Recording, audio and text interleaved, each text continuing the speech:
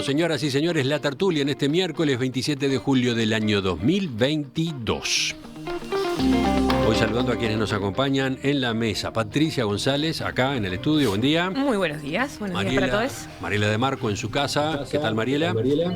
Buen día, ¿cómo están todos? ¿Un poco mejor? Bien. Sí, ahora sí. Costó la recuperación.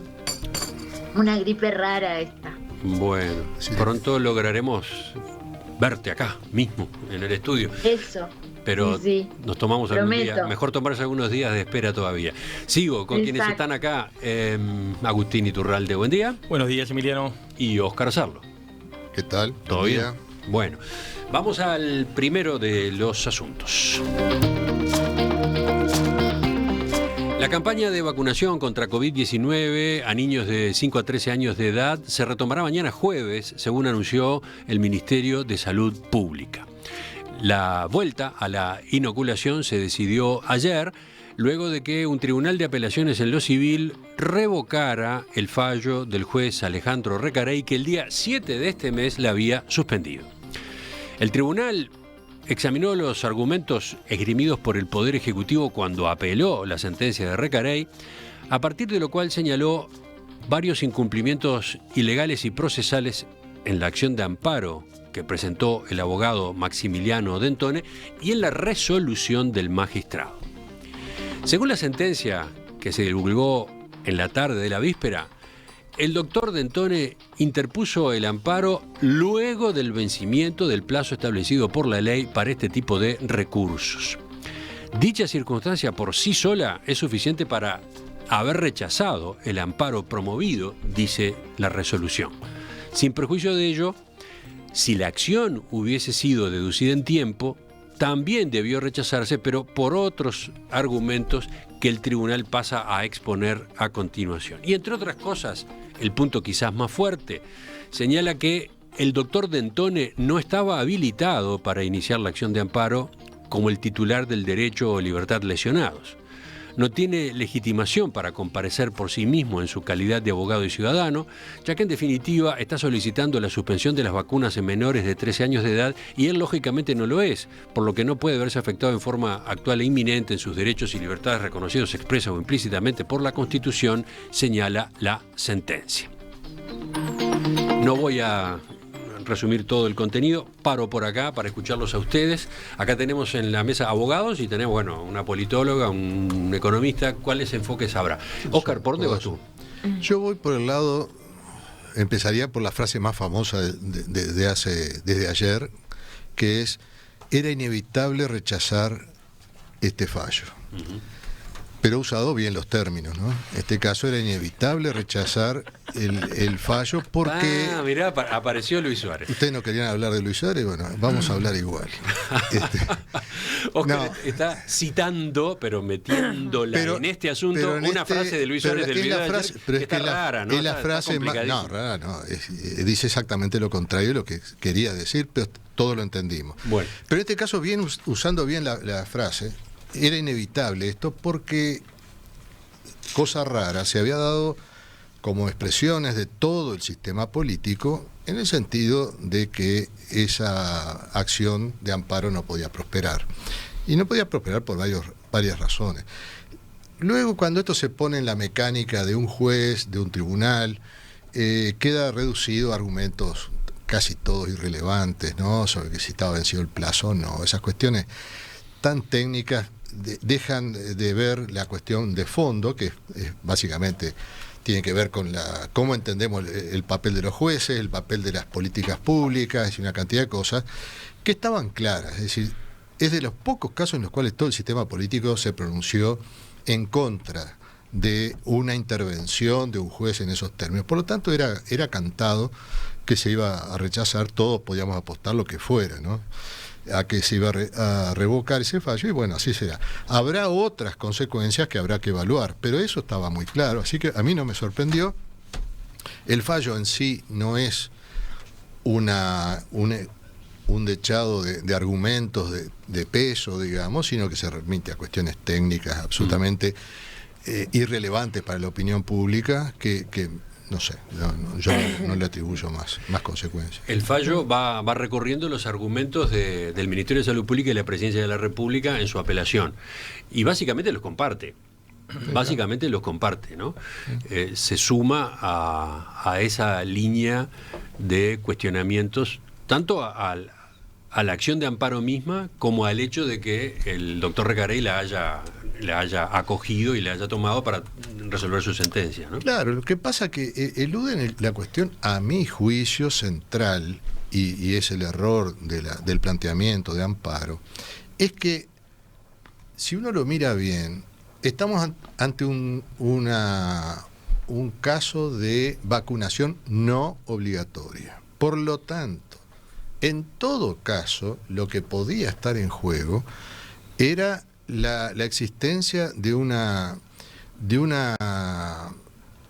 uso de la libertad de vacunarse que atentara contra los propios seres humanos. Y esto no está, digamos, que en nuestro país una decisión libre, que admite que somos libres para una cantidad de cosas, no podamos decidir de vacunarnos, me parece que no tenía mucho sentido. Si hubiera sido obligatoria, bueno, ahí podía tener otro sentido, pero no es obligatoria, ¿no?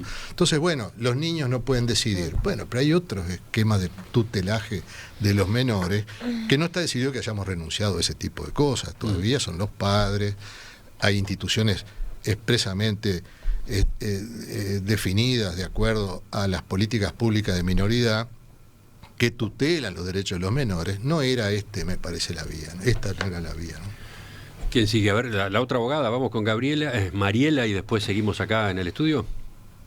Sí, es importante que la ciudadanía sepa que el amparo está previsto para amparar a quien sea víctima de una violación grosera, evidente y ilegítima de un derecho o una libertad propia, o en este caso se invocaron intereses difusos por parte de una persona que no tenía la titularidad, no podía representar esos intereses difusos, ¿no? Por muchas razones, porque la ley establece que quienes pueden representar esos intereses son personas que integran los grupos vulnerados o cuyos derechos están amenazados, o instituciones públicas o privadas que tengan esa función de proteger estos intereses. En este caso, el colega Dentone se arrogó esa representación que no tiene a todas luces de ninguna manera, ni siquiera él es padre de niños en esa edad, que podía decirse, bueno, ejerce la patria potestad. En ese sentido era disparatado. Era un uso disparatado e incorrecto de un buen mecanismo legal. Después, lo otro es que, bueno, es verdad, la sentencia no ingresa al análisis de si debieron o no presentarse los contratos, etcétera, etcétera, o las fórmulas, pero no ingresa porque descarta que pueda prosperar el amparo antes de ingresar a esos análisis. Igual me parece bien importante que diga que la facultad de disponer el sistema de vacunación es una facultad propia del Ministerio de Salud Pública, ejercida de acuerdo a la ley, y por lo tanto ahí no había tampoco nada que decir. Yo creo que para la gente esa que hace caudal de que la justicia nuestra es un desastre, que están todos está cooptada por no sé cuáles grupos, bueno, el fallo de ayer demuestra que no es así, que la justicia funciona. Hubo un pésimo fallo de primera instancia, hay que decirlo, una pésima actuación judicial del principio al fin en primera instancia, ¿no? No solo el fallo fue pésimo, todo, la audiencia, la violación del principio dispositivo, o sea, que el juez se pusiera a corregir las falencias de la demanda en un proceso civil es de verdad inaceptable, ilegal y rarísima. Eso aparece anotado en la sentencia del Tribunal de Apelaciones. Sí, porque es muy grueso, Emiliano, es de verdad muy grueso. Pero al final, este tribunal, en una sentencia que capaz que no sea, digamos, de una brillantez destacadísima, pero es una muy buena sentencia. La verdad que hay que decir que es una muy buena sentencia, considerando además que en los amparos las decisiones se toman a toda velocidad.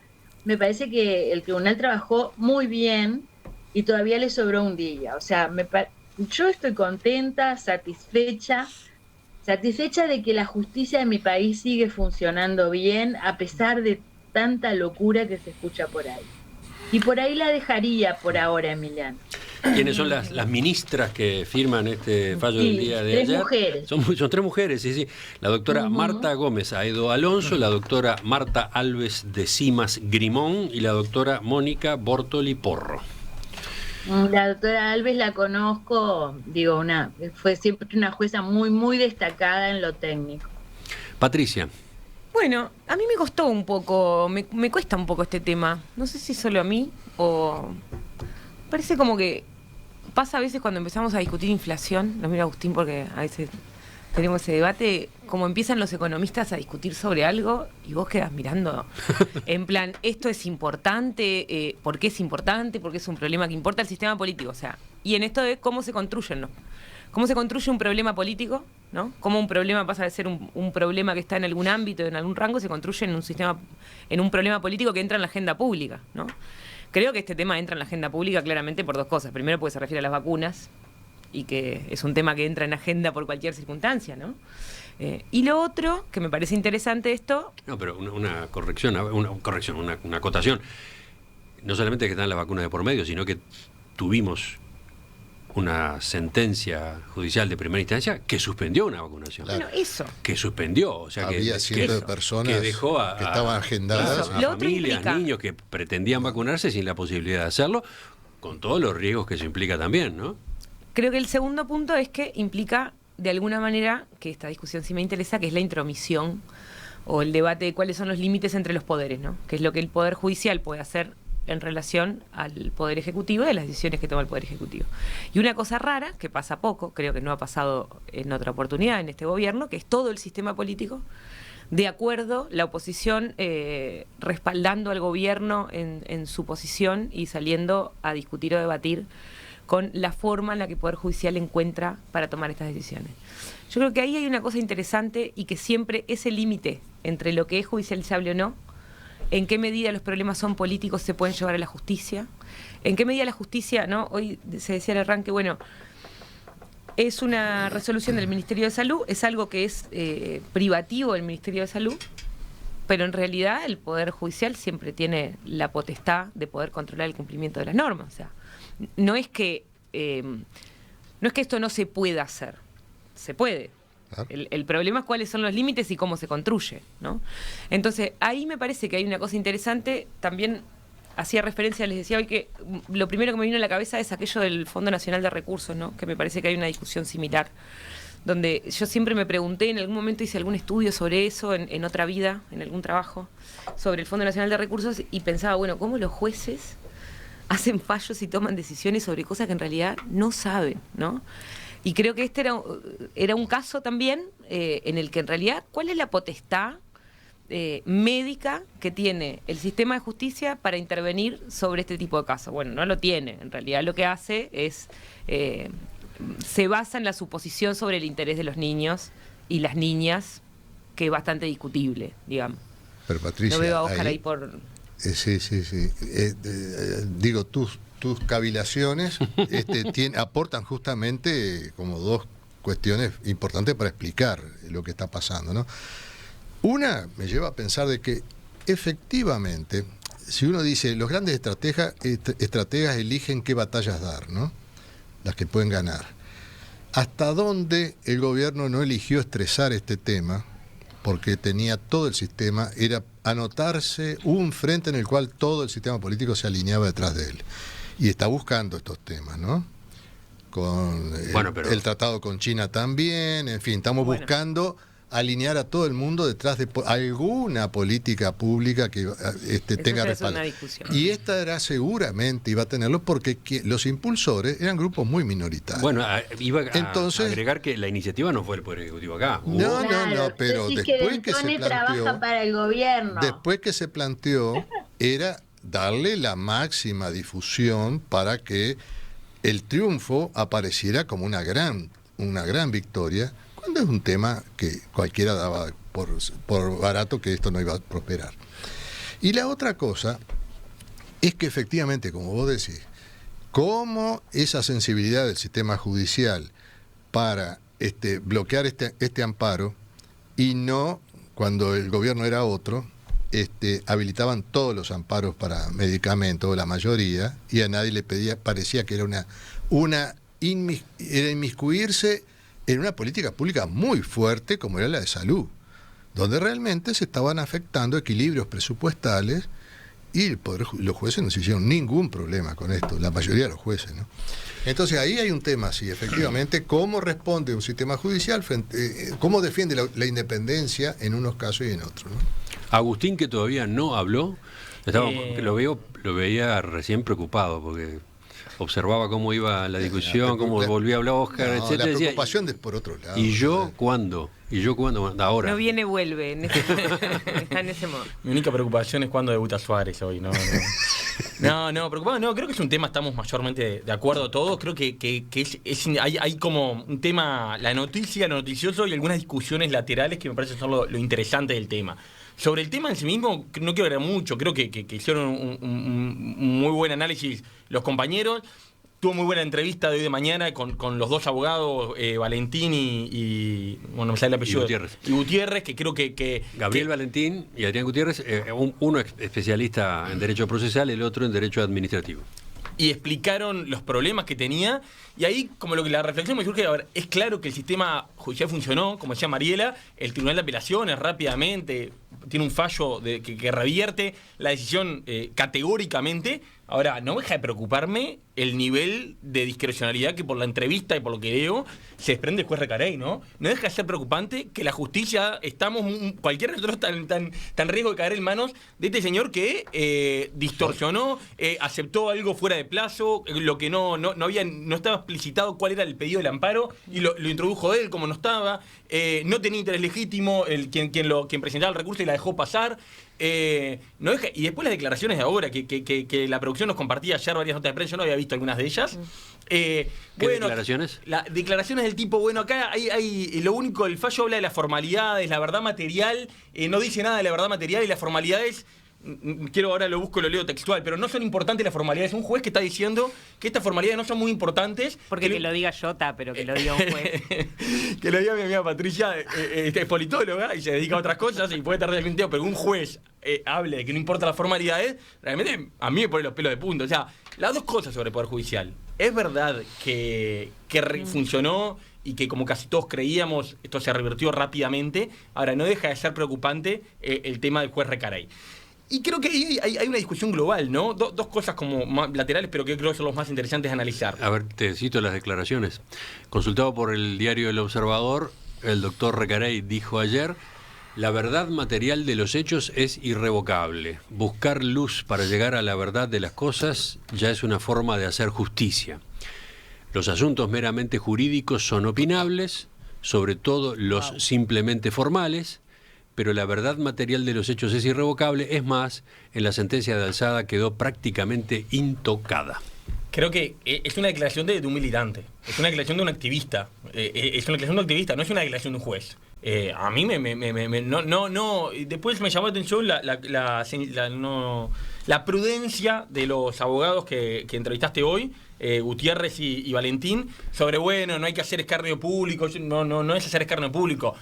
Me queda duda qué va a pasar ahora con el juez. Si esto queda por esto nomás o tiene alguna consecuencia. No tengo ni idea si lo amerita o no, pero a mi sentido común, sin saber nada de temas jurídicos, me llama mucho la atención.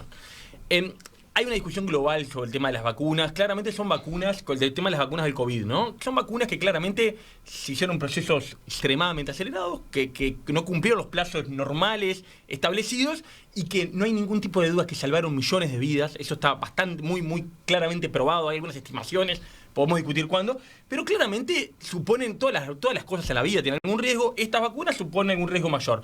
Y en ese sentido, yo creo que hace un acierto de cómo lo gestionamos y en particular la no obligatoriedad. Logramos niveles de vacunación muy altos sin entrar en la obligatoriedad y creo que de una forma empoderando a la gente, a los adultos y a los padres de los menores, en los casos de los menores que tienen una complejidad adicional porque no son quienes más sufren la discusión de si hay que vacunar a los menores. Yo no tengo hijos en edad de vacuna, los hubiera vacunado sin duda, pero me parece una discusión razonable, no satanizo esa discusión. Lo que sí satanizo, para ponerlo en los mismos términos, es la lógica de prohibir a quien sí quiere vacunar en un país que nunca fue obligatorio. Después dejo capaz que para una segunda instancia, para no alargarme, el tema que introducía Patricia, que capaz que es el más interesante, que es los límites entre cómo interviene el Poder Judicial en temas políticos. Hay varios ejemplos, Óscar nombraba algunos del tema de los medicamentos, estuvo el tema de la vivienda, algunos fallos en temas de vivienda, de amparo, promovidos por el mismo abogado que promovió mucho de lo de los medicamentos. Creo que hay una discusión, y ojo acá en general, cuando nos simpatiza el amparo, tenemos a tener una posición que cuando no nos simpatiza, como en este caso, es bien difuso el límite. A mí, la verdad, tiendo a pensar que es mejor tener un poquito más de prudencia de parte de los jueces y evitar entrar en cualquier tema que es parte de las definiciones claramente políticas. Pero es una discusión interesante. Yo tengo un apuntecito porque después quiero escuchar a los abogados. Al abogado y la abogada. ¿Vieron qué forma elegante de colarse en la discusión? Bueno, arte. Después quiero escuchar a los abogados, pero ahora digo... Pero esto me encantaría... ¿Qué dice Patricia? O sea, acá es como que se abre una puerta sobre el Poder Judicial, el sistema de justicia. No, me quedo con esto que decía Mariela y lo que traía Agustín de bueno, la justicia, qué bueno que la justicia funciona bien. Yo a veces, que no soy de ese mundo, que no vivo en ese mundo, ni con abogados, ni con jueces, ni con fiscales, a veces se abren algunas pequeñas rendijas y digo, ahí adentro están pasando cosas terribles. O sea, hay problemas en el sistema de justicia. Siempre decís Está bien. Eso está claro. Bueno, a lo que voy es... No dice PN, no dice PC. Jamás. Ni CA. Jamás. Dice FA. A lo que voy con esto es... hay una discusión para dar en algún momento sobre el sistema de contralor social que tienen los poderes, ¿no? O sea, es el único poder no electo, es el único poder que no se elige directamente por la ciudadanía, sobre el que la ciudadanía tiene bastante poca idea de cómo funciona, porque no es solamente... Porque para mí esto hace al acceso a la justicia, a la posibilidad de que las personas accedan e interpreten la justicia. O sea, hay poco conocimiento, hay poco control. La carrera judicial y la carrera de los jueces... Hablemos sobre eso, cómo se llega a uno, cómo entra al CEJU, cómo llega a tener un alto mando, un alto cargo dentro de esos lugares. Me parece que hay algunas discusiones que el sistema político debería dar sobre cómo funciona el sistema de justicia y cuáles son las atribuciones que tiene. Y creo que, por lo menos mi sensación, que lo miro de costado, es cuando a veces se abren medias puertas y pienso que hay un montón de discusiones que deberían convertirse en sistemas políticos y el corporativismo no lo permite, ¿no? Bueno, está Mariela que... Mariela primero. Quizás, sí. Deberíamos... Ponete los auriculares, así la escuchás. A mí me parece que los uruguayos y uruguayas tenemos que asumir que tenemos el sistema de justicia adecuado a la sociedad que tenemos. O sea, personas como el juez Recarey hay en la sociedad. Con ese tipo de pensamiento como parcial, como miope en algunas cosas, eso hay. O sea, nosotros tenemos jueces excelentes y tenemos jueces pésimos, y en el medio de todo, ¿ah? Tenemos jueces brillantes también, y tenemos jueces que uno no entiende cómo están ahí. Tenemos personas con verdadera ineptitud para ejercer la judicatura. Sí, yo comparto que la Suprema Corte de Justicia es bastante permisiva a la hora de tolerar algunas personas en algunos tribunales. Yo hablaba de que al final el sistema funciona, es decir, ante un juez pésimo y una actuación pésima y una sentencia pésima, el tribunal rectificó rápido y bien. Y en ese sentido funciona. Ahora, lo otro, y bueno, yo trabajo mucho en materia de familia, los sesgos cognitivos que se ven, o sea, las falacias que se cuelan en las resoluciones, los preconceptos, las creencias, lo que yo llamo el pseudo derecho, lo que no está en ninguna ley y sin embargo aparece a la hora de juzgar, con varas distintas a varones y mujeres, por ejemplo. Eso es parte de la sociedad uruguaya. Entonces, lo que tenemos que tener es correctivos posteriores. No puede suceder que el Tribunal de Apelaciones no tenga nivel, por ejemplo. En primera instancia uno acepta que se cuelen jueces que de repente no dan la talla, porque son muchísimos y no tenemos tantos abogados brillantes en este país. ¿Qué creemos nosotros que es el Uruguay? No todo el mundo es brillante. ¿Ah? Ahora, en el tribunal tienen que estar los mejores, porque ahí hay que corregir los errores.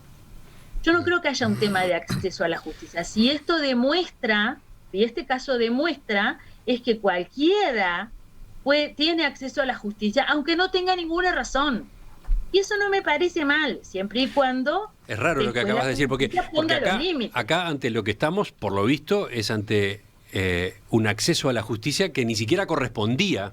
Exactamente. Pero ocurre. No o sea, se encontró. Hay plata. Lo malo hubiera sido al revés, Emiliano. No, porque lo malo hubiera sido que el acceso fuera limitado cuando alguien podía tener, qué sé yo, algo de razón. ¿No?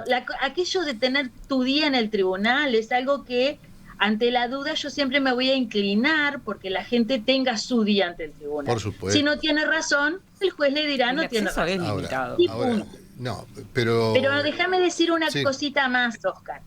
Yo igual no creo que este caso pueda asimilarse en ningún aspecto al tema de los medicamentos. Porque el tema de los medicamentos caros, ahí sí hay un derecho que puede considerarse amenazado ahora y ya, ¿verdad? De modo urgente, que no era el caso, porque acá no había ningún derecho amenazado, ninguna libertad amenazada, salvo la de las personas que se quedaron sin vacunarse en ese lapso, en que el juez Recarey ordenó suspender la vacunación ilegítimamente. Pero en el caso de los medicamentos, tú tenés una persona enferma que tiene un certificado, una recomendación médica de tomar tal o cual medicamento y que el Estado no se lo da. Entonces, ahí el amparo, ahí es el terreno exacto y adecuado del amparo. Después tú me dirás si te gusta o no te gusta, pero lo que no podemos decir es que esté mal usado el mecanismo del amparo en el caso de los medicamentos. En el caso de la vivienda tengo un poco más de duda. Lo que pasa es que, hemos tocado distintas dimensiones del problema, que de lo que habla es que precisaríamos hablar del sistema judicial y su rol en la política. Yo tendría que aclarar una cantidad de cosas, porque que es lo que la gente generalmente cree, que el Poder Judicial no es representativo. Bueno, no, la Constitución dice que es uno de los 3 poderes representativos. El artículo 82 dice: el gobierno se ejercerá a través de los 3 poderes representativos. Es representativo en sentido más indirecto, pero los elige a la Corte, la elige la Asamblea General, que es plenamente representativa. Y como tal, a su vez, diseñan el modo de ingreso de los jueces al sistema judicial. ¿Quiénes se postulan? ¿Entre qué eligen? No, entre los postulantes. Bueno, ese es un gran tema. Pero esto lleva a otra cosa importantísima que está pasando delante de nuestras narices. Todos fijaron, por eso yo digo que acá puede haber un cierto manejo informativo. Todos se fijaron en esto, que era pan comido ya, lo que iba a pasar. ¿Y cuántos hablaron de la sentencia de inconstitucionalidad que acaba de salir, dándole la razón a la Corte, que se opuso a la ley que establecía el concurso para ascenso de los jueces? La Corte, integrada con jueces de segunda instancia, por sorteo, acaba de fallar de que el poder legislativo no puede determinar el sistema de ascenso de los jueces, con lo cual se vuelve a reservar el poder bastante discrecional para establecer la carrera de los jueces. Esto es un hecho gravísimo. Flor de tema. Y no lo he visto tratado en ningún lado. Flor de tema, que no tenemos que abordar aparte. Los jueces, que eran los que peleaban por el concurso, que es mucho más republicano, perdieron a manos de otros jueces que no se sabe con qué representación fallaron de esta manera. Esto es grave. Ahora, lo otro, yo no creo que haya una gran diferencia, porque todo es muy opinable. ¿Quién tiene derecho o no? Para decir que tiene derecho hay que decir que dónde está el derecho, si los derechos se implementan por soluciones individuales o por políticas públicas, que son las que verdaderamente implementan los derechos y los hacen efectivos. Entonces, todo es opinable. Y yo creo que la postura de Recarey, aunque yo no la comparto, yo no creo que no tenga ningún argumento. Podría haber tenido, todo podría haberse argumentado, eso yo no tengo duda. Así que me parece bien que haya estas salidas de lobbies particulares, como lo hubo en su momento una jueza que amparó a un padre que se opuso al aborto de la mujer. Bueno, eso cualquiera podríamos decir, esto es un disparate, no va a prosperar, y efectivamente no prosperó. Pero que hay gente que piensa esto y se siente respaldada por ese gesto de una jueza que hizo esto, bueno, eso le da legitimación al Poder Judicial. Y la última cosa que quiero decir para Patricia es que en buena hora, recién hará 3 o 4 años, el Instituto de Ciencia Política de la Facultad de Ciencias Sociales empieza a preocupar por el problema político del sistema judicial. Nunca se había ocupado de esto porque no lo visualizaba como un poder político, y lo es. Anotate esa porque ese palo va para tu rancho, Patricia. Me queda lejos, no soy parte, no, pero son parte vecinos de la... son vecinos del barrio. Colegas, queridos Están en el colegas. barrio. Claro, Queridos colegas. Como politóloga, no será te corresponderá o no ese ensayo. Tu línea de investigación, pero que están ahí. Es divertido cómo se da ese cruce entre ustedes dos, Oscar y Patricia, que tal. Pero sumamos. Sí, suman, pero al mismo tiempo intercambian estocadas. Si no es Agustín, aburrido. vamos a cerrar por hoy, porque evidentemente tiene 45 puntas esta noticia de ayer. La vamos a dejar por acá, a ver. La verdad rindió yo pensé que íbamos a hacer un comentario mucho más genérico, estuvo buenísimo y muy enriquecedor escuchar a los compañeros abogados en análisis más profundo de esto. Yo creo que simplemente lo que decía Mariela me parece atendible. Obviamente no cualquier fallo de amparo es lo mismo, pero sí creo que claramente en este caso, sobre todo escuchando a los que saben, me parece que era mucho más lejos poder entender por qué se dio lugar. Pero sí que el instrumento está, y que el instrumento muchas veces colide con la política pública definida por el Poder Ejecutivo con el Poder Legislativo. Y es razonable que tenga límites la política. Obviamente, una parte del rol del Poder Judicial es el poder contramayoritario y es ponerle límites, sobre todo a cosas ilegítimas, ilegales. No tengo dudas que eso tiene que ser así.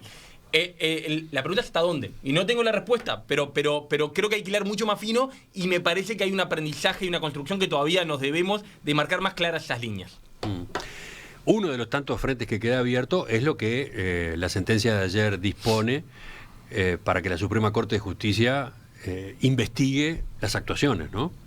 Porque después que termina de recorrer los argumentos de la apelación del Ministerio de Salud Pública y la Presidencia, deja afuera algunos puntos. Dice, en referencia a las irregularidades que adujeron los demandados, o sea, el gobierno, por ejemplo, recusación del juez, violación al principio de igualdad que habría existido, aclaraciones solicitadas por el juez en audiencia sustituyendo falencias de la demanda, intimaciones dispuestas de oficio, dice el tribunal, bueno, las mismas no causaron perjuicio por cuanto se pudo ejercer la defensa y el derecho a recurrir.